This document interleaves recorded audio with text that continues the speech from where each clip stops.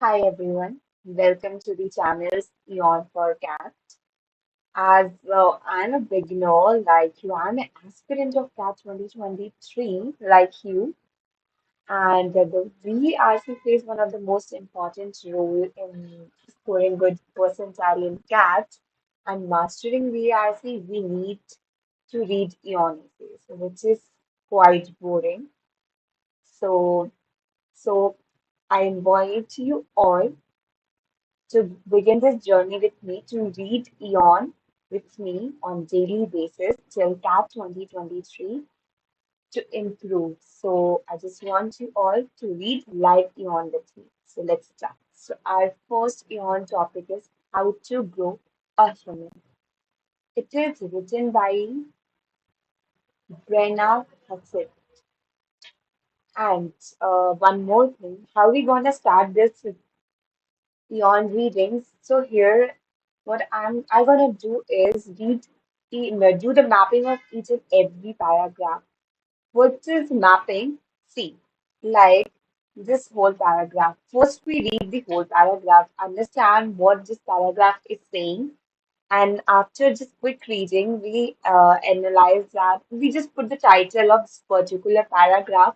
Then then we just pick out the bullet points from each paragraph so that we can make a note of the whole paragraphs from giving the title to noting down the bullet paragraphs. How this going to help us in the CAT?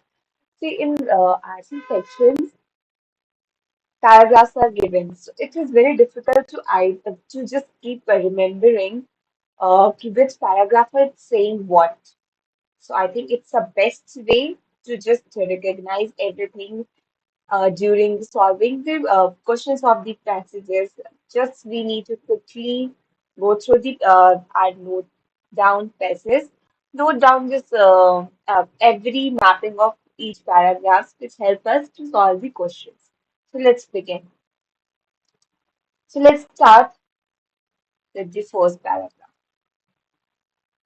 I will just give you a 1 minute of time to read this paragraph by you, and then I will read with you all.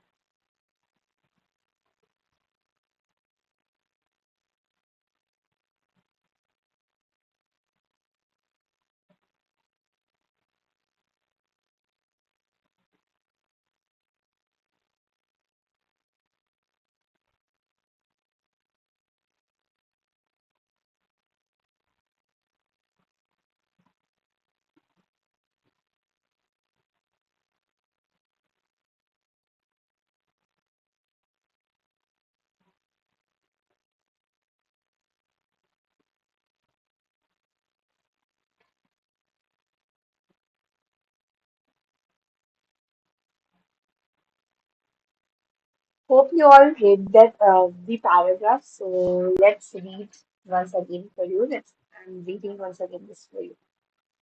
The average human spends at least one quarter of their life growing up. In the careful calculus of animal kingdom, this is patently ridiculous. Even most whales, the longest of the long-lived mammal, spend mere 10% or so of their time growing into leviathans. In no other primates has the mathematics gone this wrong, but then again, no other primate has been as successful as we are in dominating the planet. Could the secret of our species' success be our slowness in growing up? And if so, what possible evolutionary benefits could there be to delaying adulthood? And what does it mean for where our species is going? So, as you can just read the whole paragraph, it's about our growing up, not just our, about the whole animal kingdom. So, according to me, the best suited title of this particular paragraph is A Brief About Duration of Growing Up in Animal and Human. And the bullet points we can pick from here is from here, firstly from here. The average human spend at least one quarter of their lives growing up. I think first we can take from here. And another we can take from here. Uh, here.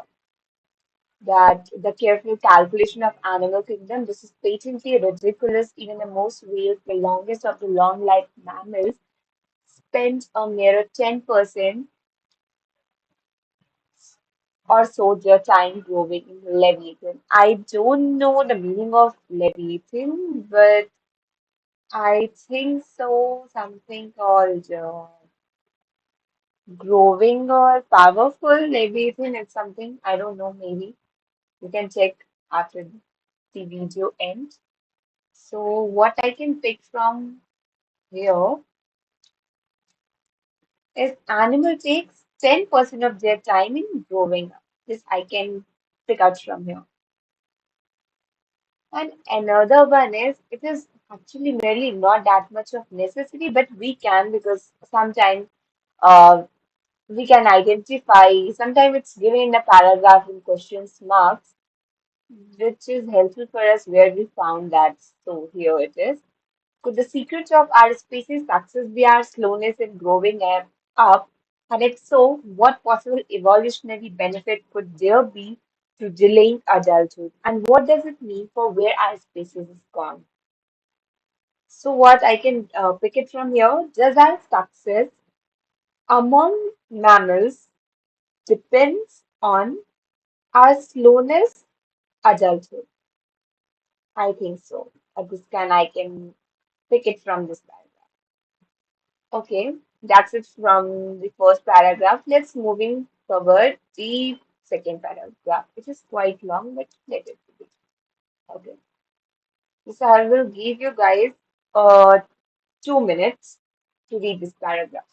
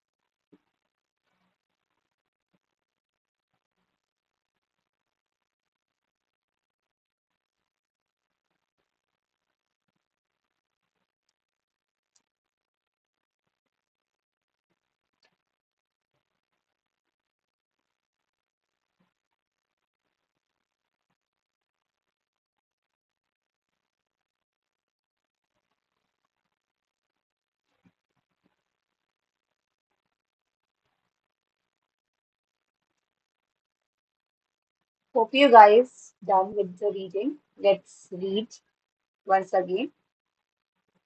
The search for the secret of our success is at the heart of anthropology, the study of humans and their place in the world. The most narcissistic of discipline piggyback on the fascination for cataloging and collecting the entirety of the world that rose up during the colonial expansion of 18th century Europe and the growing popularity of natural laws that explain the working of the world in terms of immutable truths discoverable to any man, and it was open largely only to men, with the wit and patience to observe them in nature. Early anthropology collects cultures and set them end on end in a line of progress that stretch from fossils to frog codes, determining that the most critical parts of man, the secret of his success, were his big brain and his ability to walk upright. Everything we are as a species was taken to be a result of our canny forebears playing a zero-sum game against extinction, with some monkey men outbreeding some other monkey men. In this grand tradition, we have man the hunter, man the fire starter, man the tool maker, and the other evolutionary archetype that us that tell us the reason we are the way we are is because of a series of technological advances. So the best suited title for this paragraph for me, according to me, would be Description about Anthropology from Human Evolution, because it's talking about the human evolution from our early age to right now. So this would be, so let's moving forward the bullet points and the main point I can took from this passage. It would be from here, first one is from here, the colonial expansion of 18th century.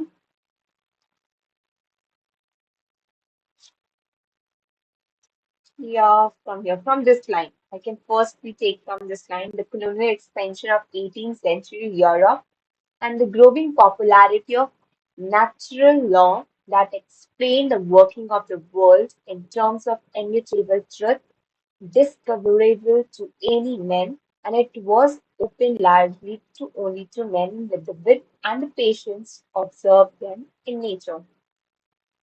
I'm picking the whole uh, most of my bullet points taken as it is from the passage because it's at first stage, we're just beginning. So just take it as easy. That's I am taking the first bullet point from this line is expansion of 18th century Europe and the growing popularity of natural law, that immutable truth discoverable to anyone, any man. That's I can put it take it from here. And another one is from here just after that. Since early anthropology collects cultures and set them end on end in a line of progress that stretches from fossil to frog codes. So I can take as it is early anthropology collect cultures from fossil to frog codes. That's I can pick it from here. And another one is from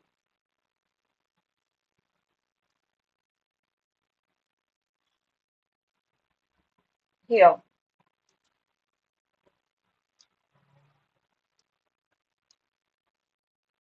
Our canny bears playing a zero-sum game against extinction with some monkey men outbreeding some other monkey men. So what I can take from here is our canny bears playing a zero-sum game against extinction. Against extinction. So this I can just take from here the whole this whole line. This whole line as it is. And the another one is from here, evolutionary archetypes that tell us the reason we are the way we are is because of a series of technological advances. So what I can write, take it from here, evolutionary archetype tells series of technological advances. So here is the end of the second paragraph. Let's move in toward the third paragraph. Okay, here the picture of the mother and the child. You can see. So let's move into it. I will give you guys a 2 minute to read this paragraph. Then we will start the mapping of this paragraph.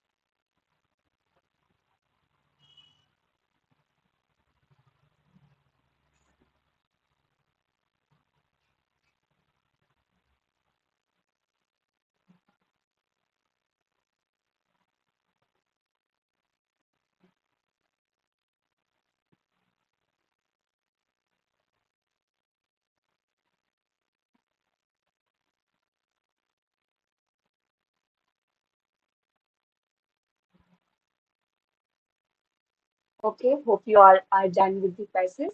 So just read it quickly once again. However, about 50 years ago, anthropologists made a shocking discovery. Women.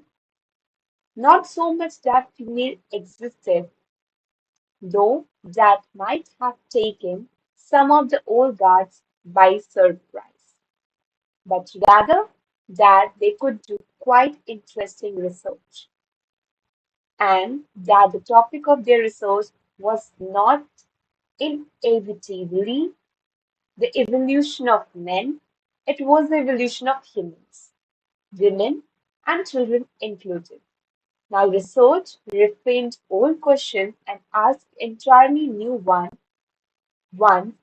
that did not assume what was good for the gander and was good for the goose, and that there might be more drivers to our evolutionary history than the simplistic models that had come before.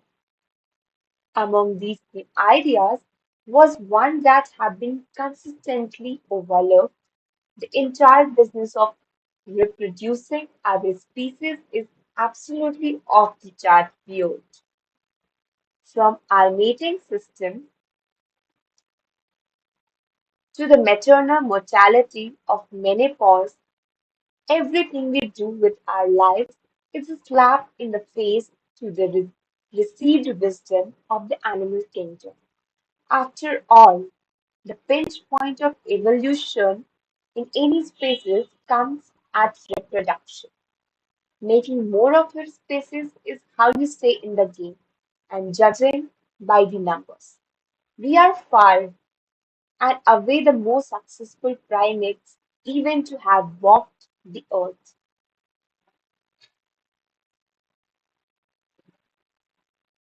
I think the best suited title about this whole passage or paragraph is Anthropological Discovery of Women, because here the author is talking about that he was shocked and surprised by the discovery of the women. His main perspective changed from the evolution of men's to evolution of humans. So let's write the headline of title of this paragraph is Anthropological Discovery of Women. This would be the title of this passage. Now moving towards the bullet points. What the bullet points we are taking from this passage. And it would be the first I'll taking from here. The new research reframed the old question and asked entirely new one that did not assume what was good for gander and goose. So we can just take as it is. That's from that the whole this line. The new research reframed old question and asked entirely new one. This I can take, or we can just or simplify it. New question from old research. We can also just add it that.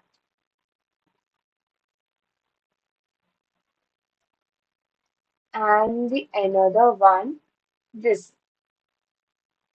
the more drivers to our evolutionary history than the simplistic models. This also I can pick from this passage.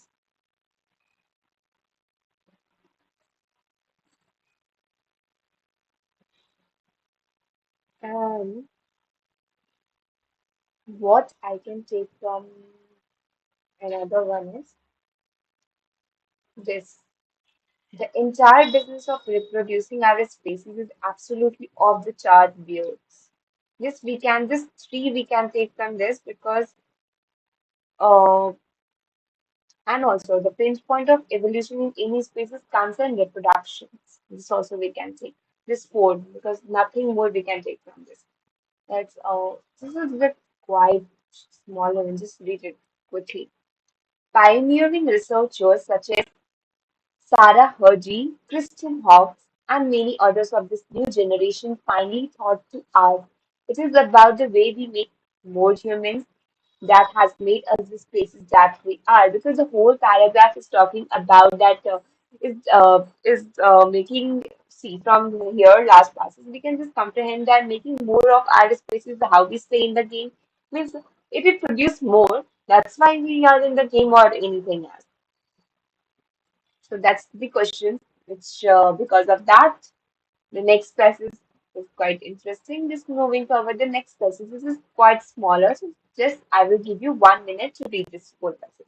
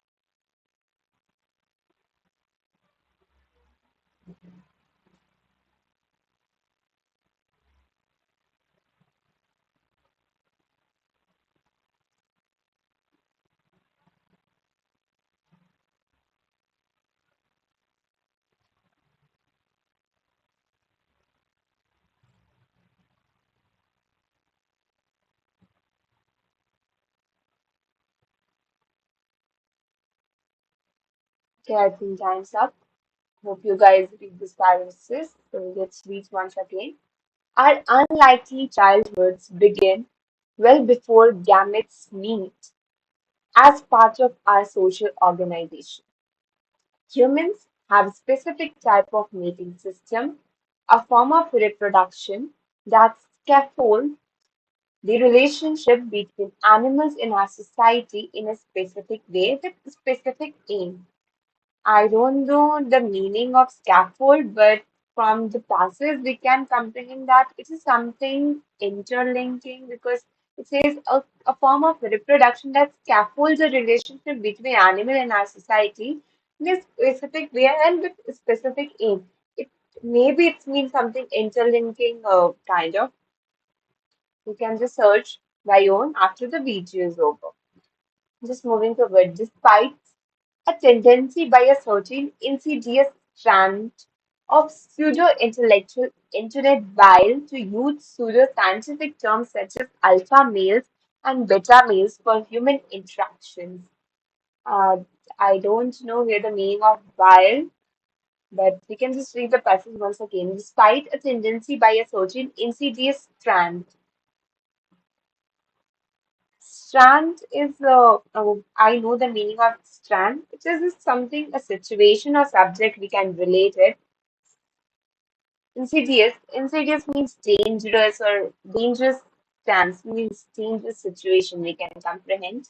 Of pseudo-intellectual internet biology use pseudo-scientific terms such as alpha male and beta male. I don't know really the meaning of bile, but we can comprehend that it's something negative because the whole paragraph is a bit negative and anguish. So that's why I think it's something negative word. So let's just see. Let's you guys find it after the video is over. For the human interactions, we are done with interaction and just moving forward. Our species is in fact rather charming, non-competitive when it comes to mating. So the whole paragraph, what the title, I think the suited is human species specific mating system because here it's talking about the human and specific types of mating systems, and on the other hand, it's also talking about the animal mating system. So this is best suited title, but the human part is more as comparison to animal. That's why I given the title human specific mating system. So what's the bullet point we can take from here is first one is here this reproduction that scaffold the relationship between animals in our society in a specific way with a specific aim. This is the whole as it is. I have noted down. And the another one is from here.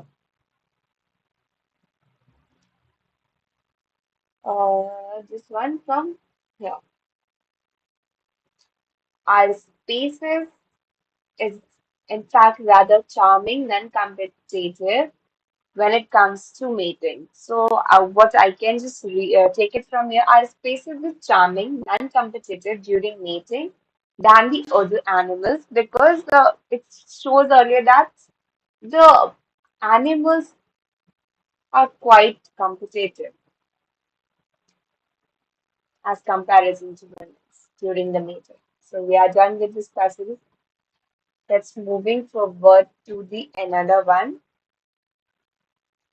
This I will give you guys 1 minute to read this passage.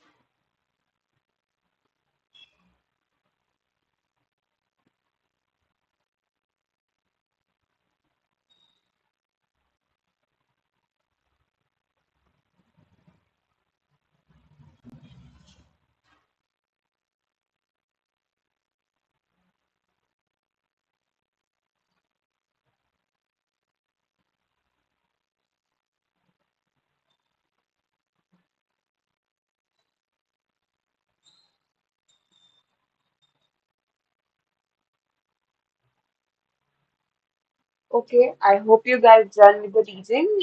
Let's read the passage once again. While it may be difficult to believe that humans are largely tedious, monogamous, our pair bonded nature is a story written in our physical being. Not for us. Hmm.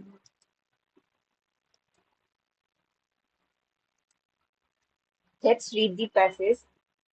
While it may be difficult to believe that humans are largely tedious, monogamous, our pair bonded nature is a story written in our physical being. Not for us, the costly evolutionary displays of the male Andreas baboon who grows his fangs to 400 times those to his female relatives in order to show off and fight for mates. Male human fangs are, in fact, slightly bigger than female, but only 7%, which is nothing in animal terms. Furthermore, in animals with more competitive strategies for mating, ones where there is any extra advantage in remaining coupled, depositing sperms, or preventing other coupling from happening, evolution has provided an area of genital morphologies ranging from penis bones and spikes to outside testes.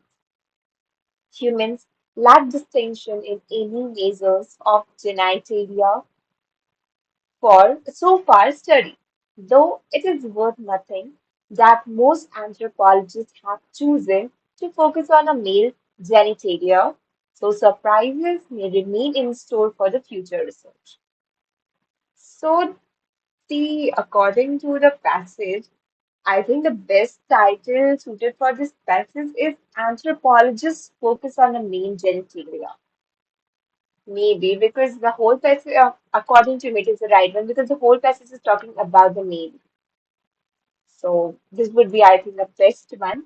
If it's any best titles, I think I need, if any best titles you have, please comment.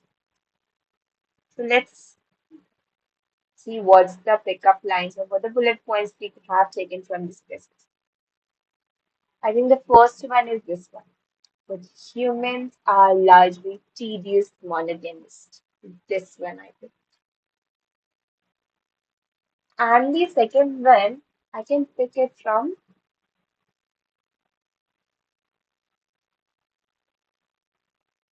I can pick it from home.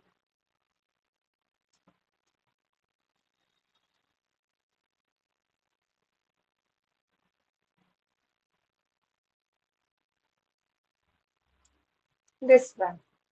Evolution has provided an area of genital morphologies ranging from penis bones to spikes to outside testes. This, I write it like this.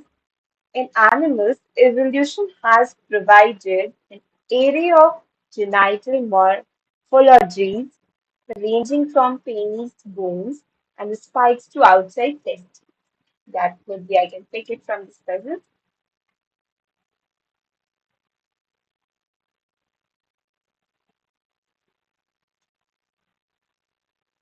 Okay, moving forward to the next puzzle. It would quite longer, so I will say it leaves 2 minutes of time to read this puzzle.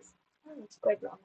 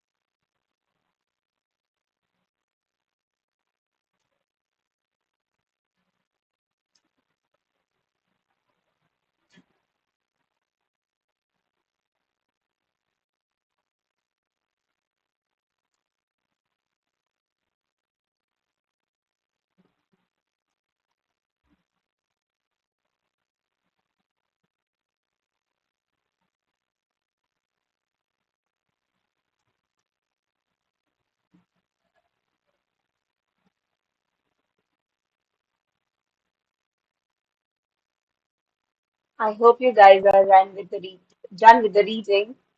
So let's start the reading again.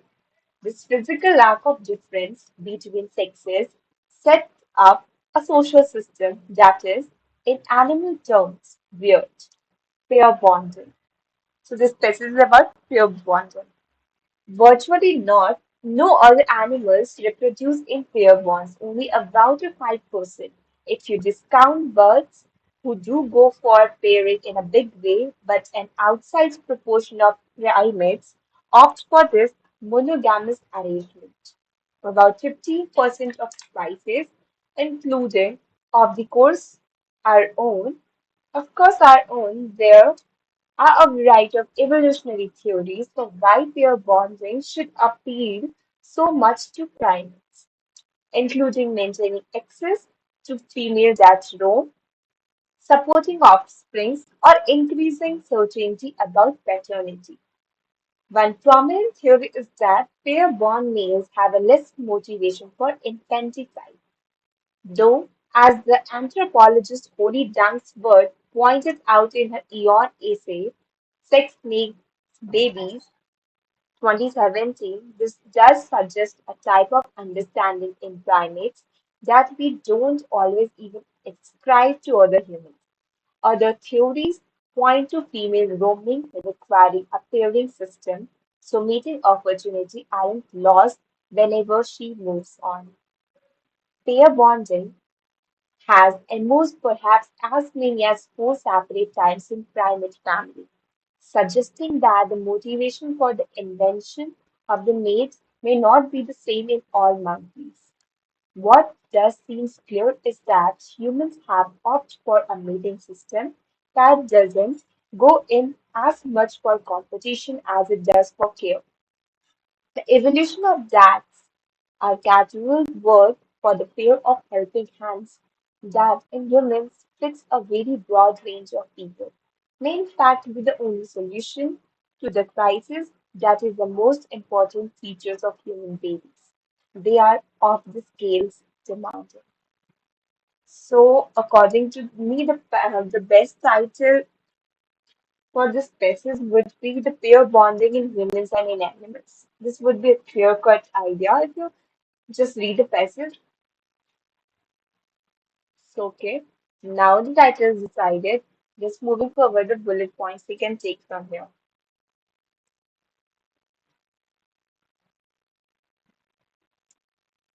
The first, I think I should take it from here.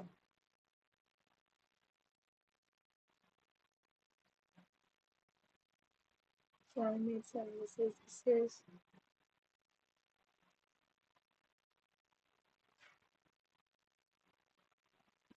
this one.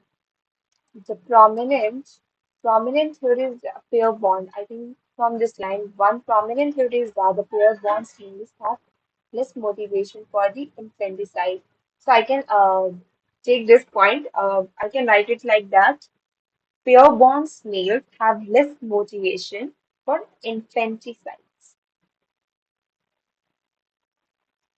And the another I can take from here, female roaming requiring a pairing system for mating opportunity aren't lost whenever she move on.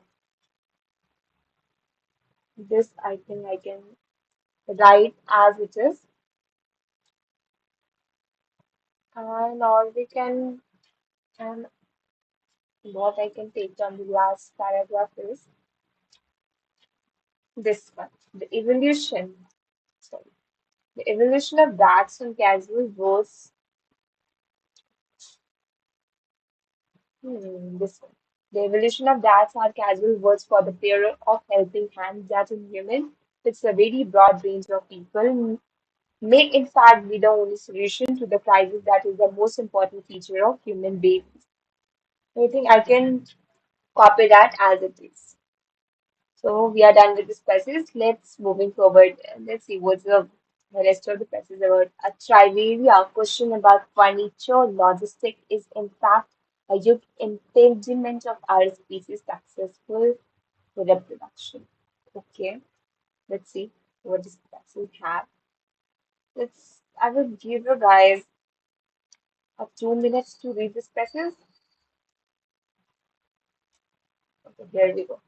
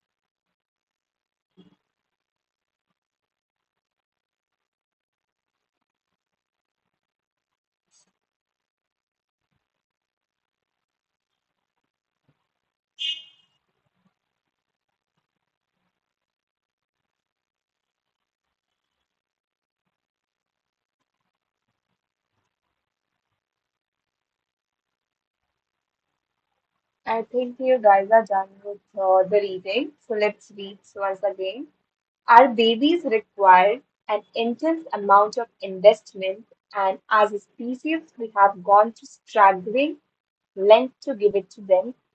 As placental mammals, we solve the limitations placed on babies who are gestated in eggs with a fixed amount of resources by capturing the code of an RNA virus in our DNA to create the placenta, a temporary organ that allows our embryo and fetus to draw sustenance directly from our body. As humans, however, we have gone a step further and altered the signaling mechanism that maintain the delicate balance between our voracious young and the mother the feeder.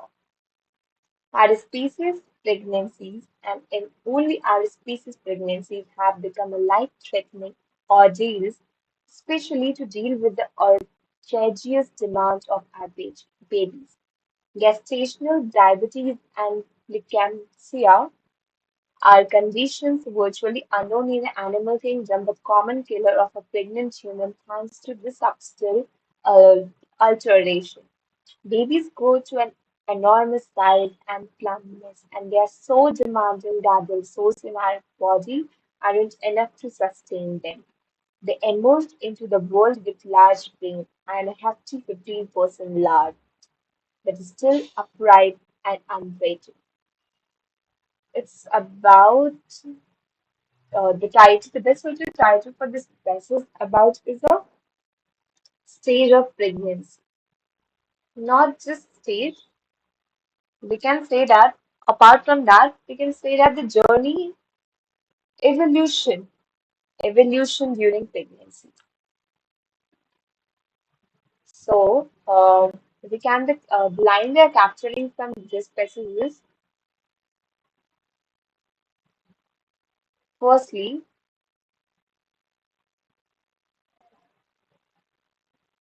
babies who are gestated in eggs with fixed amount of resources capture the code of RNA, narrow DNA to create placenta. I think this one I can take.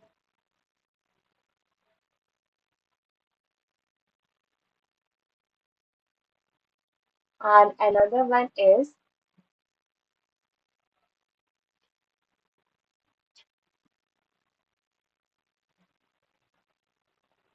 this one. The gestational diabetes and the preeclampsia are conditions virtually unknown in the animal kingdom but commonly kill pregnant women. We can just elaborate the lines from here.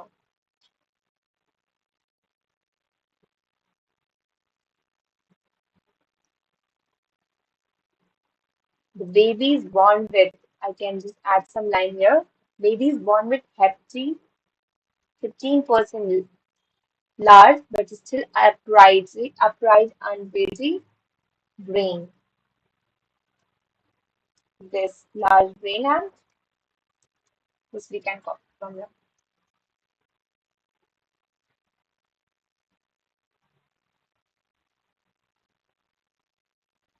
Let's moving forward to the analysis. I will give you guys a 1 minute to read this.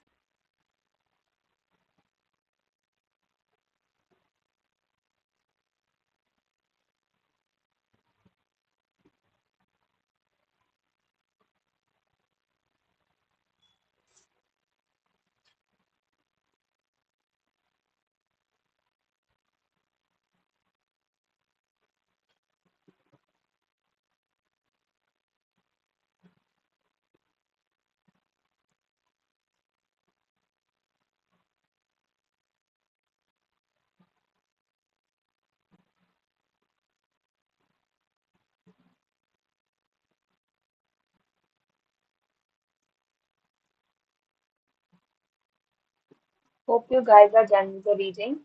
Let's read once again. The question of why we have such large but useless babies, unable to cling like other primates babies can, eyes and ears open but with head too heavy for their necks, is one that evolutionary theory has long treated as a classic moving sofa problem.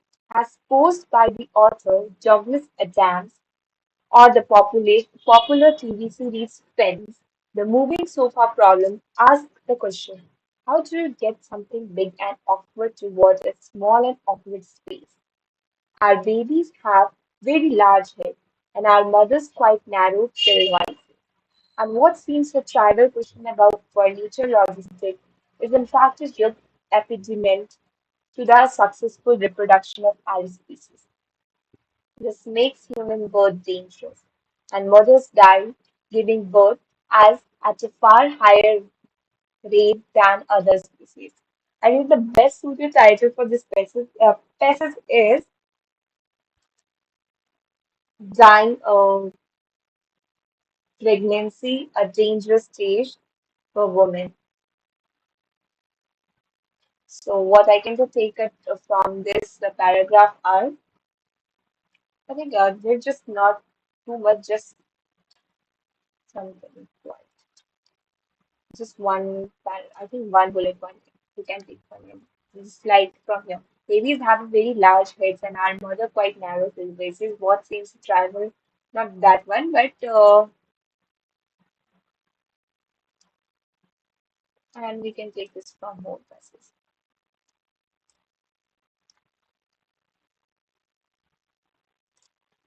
This makes a human birth dangerous and mothers die giving birth at a fire high rate. I think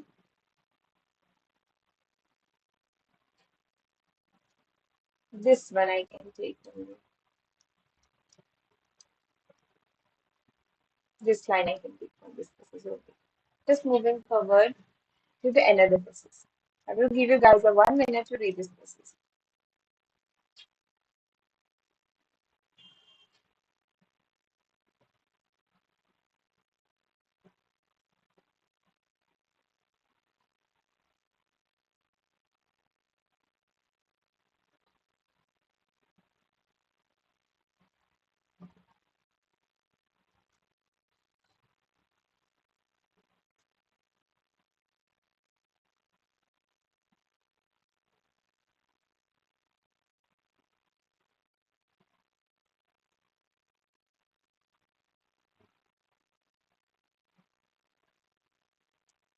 Okay, hope you guys are done with the reading. Let's quickly read once again.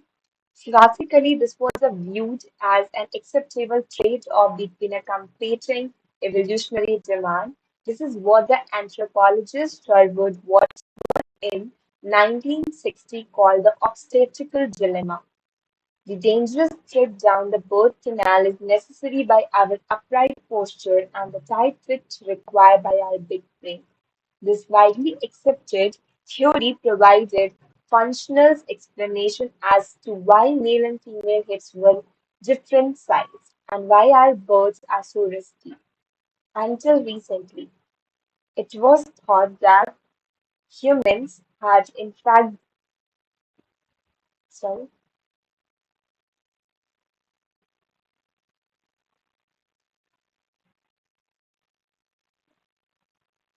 it was thought that humans had in fact developed a mitigation of the size mismatch in a unique twisted performed by the baby as it travels through the birth canal, forcing the baby to emerge with head to the side rather than the facing toward the mother's front. So the title for this passage is "To Risky Procedure of Pregnancy." So I think again the pick what the bullet points I can take from here is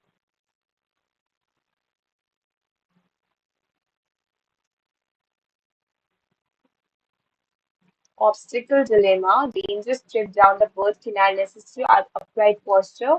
It's required by our big brain. This I think I can copy paste.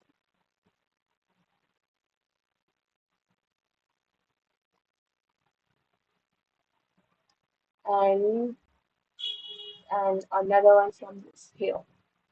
The whole process. Humans had in fact developed a mitigation in the size mismatch in a unique twist performed by the baby as it traveled through the birth canal, forcing the baby to emerge with head the side rather than facing toward the mother front. I think I can copy paste the whole lesson.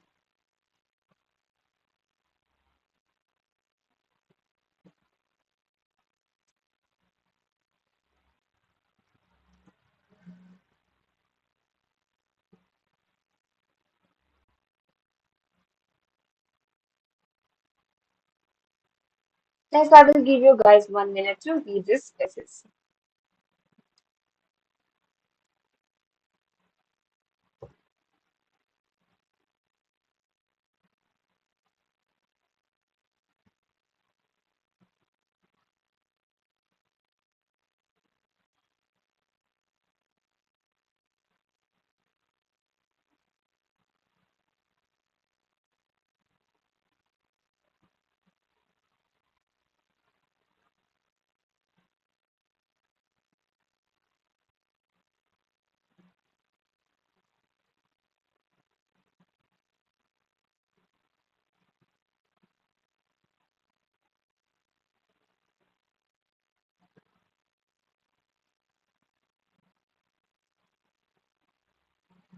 Hope you guys are done with the reading. Let's read once again. There is one problem with this particular explanation. We are not the only species to sneak in a twist at the end of our grand pelvis canal drive.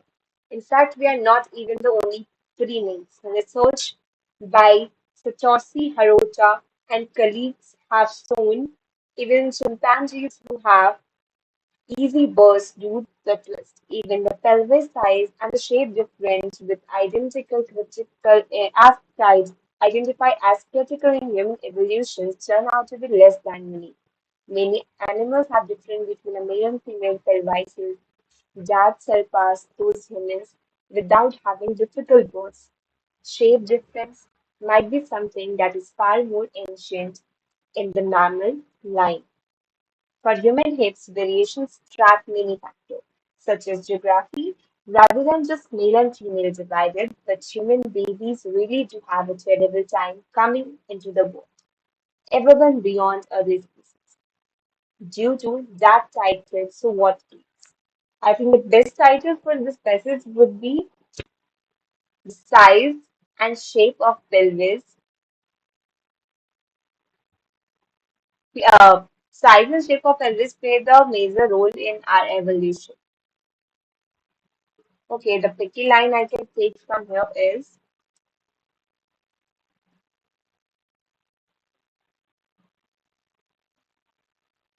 first this one. The pelvis size shape difference we identify as critical in human evolution turn out to be less than unique.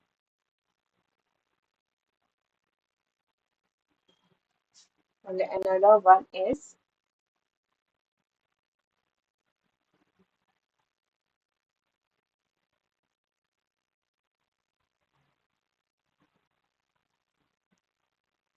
this one. The human babies really do have a terrible time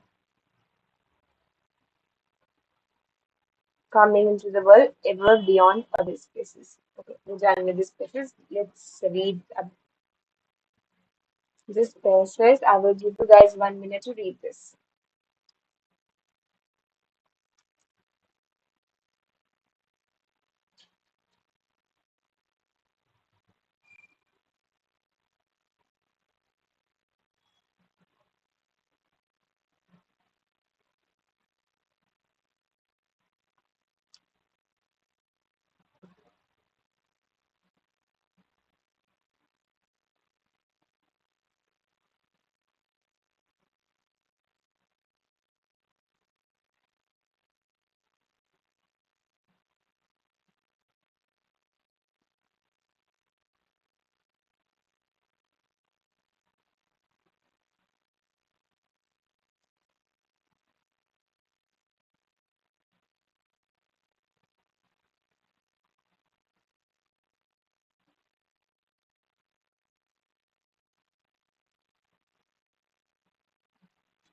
Hope you guys are done with reading. Just read once again.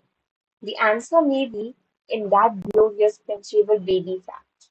Having precision engineered our offspring to siphon resources from their mothers in order to build up. caloriffically expensive structure like our big brain and our chubby chick, we have, perhaps, become victim of our own success. Our babies can build themselves up to an impressive size in the womb, one that comes near to being unsurvivable. But the truly fantastic thing is that having poured so much into our pregnancies, after we hit the limit of what our babies can catabolize from their mothers' bodies, they are forced to emerge into the world still fantastically needy. For any mammal, survival after birth called for the magic of milk, and our babies are no different. But here we find another very unusual features of human. Our long childhood starts with cutting off infancy polio. The best title for this, the baby growth during in warm and after birth. The picky line I can take from here is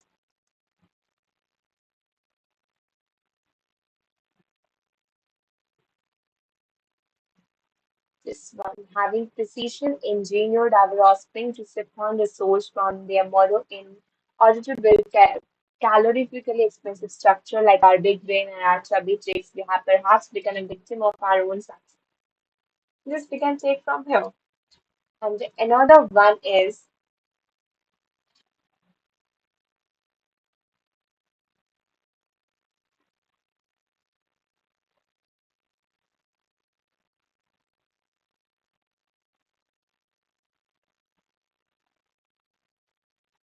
survival after birth for the magic mill, our babies for the magic mill. This line I can take. And another one is our long childhood start with cutting off infancy earlier. We are done with the species, moving forward the another one. It was quite bigger, so I will give you guys 2 minutes to read this.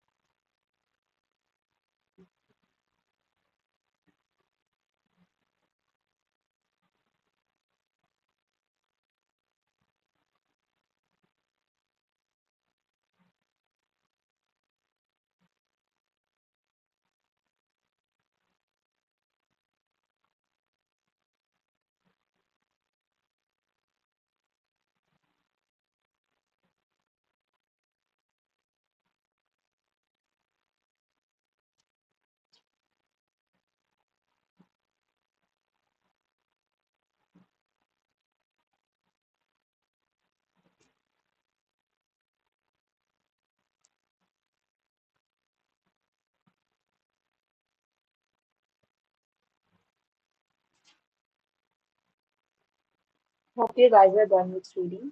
Let's read once again.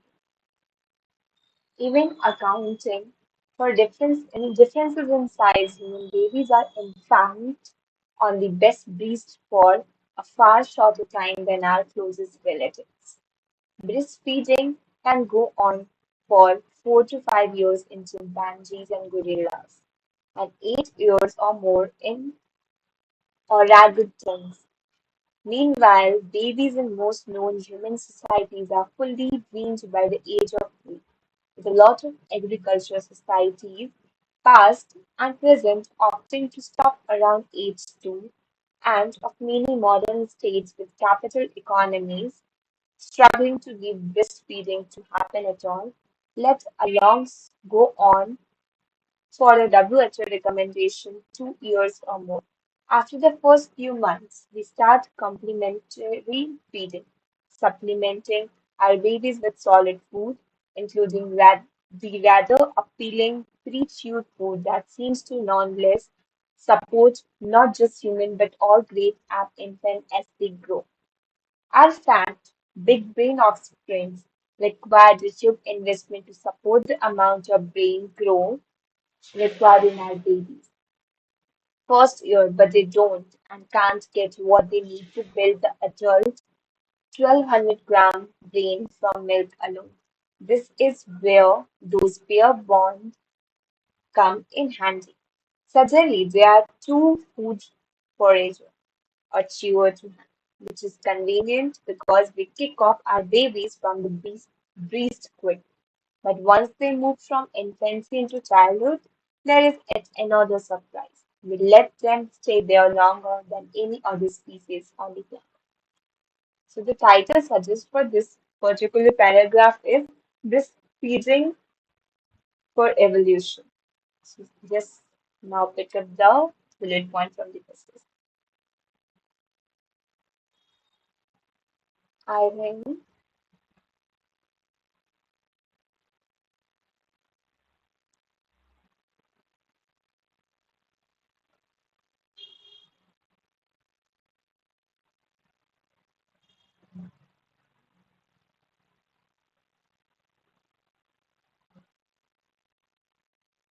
first I can take from here.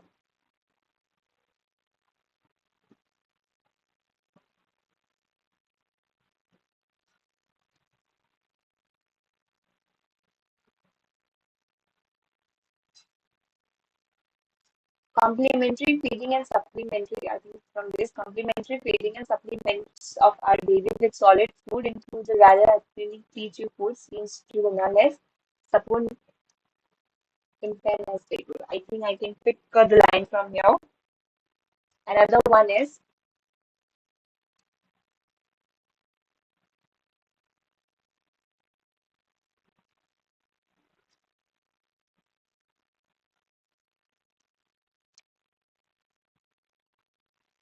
think this. The adult 1200-gram range from milk alone. This is where those pair bonds come in handy.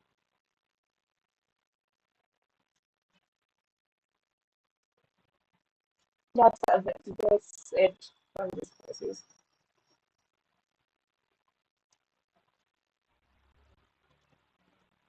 Let's moving forward the agenda of this whole series of luckily for science there is standard built to our babies.